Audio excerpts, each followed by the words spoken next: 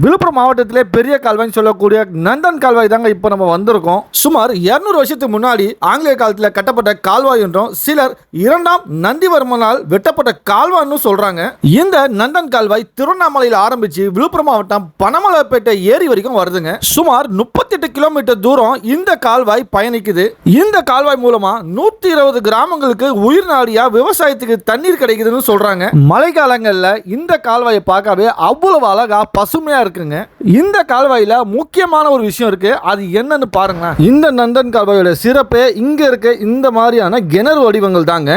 நடுவுல இந்த ஓடை ஒன்று போகுது. இந்த ஓடையில அந்த தண்ணீர் மிங்கில் ஆகாம இருக்கிறதுக்கு என்ன பண்ணிருக்காங்கன்னா அண்டர் கிரவுண்ட்ல ஒரு பைப் மாதிரி அமைச்சு இந்த கிணறுல இருந்து அந்த கிணறு வழியா இந்த கால்வாய் நீர் போறதுக்கு ஒரு வழிவகை செஞ்சிருக்காங்க. அப்பவே இந்த கால்வாயில் எந்த மாதிரியான குப்பைகள் தேங்கினாலும் அது அடப்பு இல்லாம தண்ணி செல்ல வழிவகை அப்பவே செஞ்சிருக்காங்க.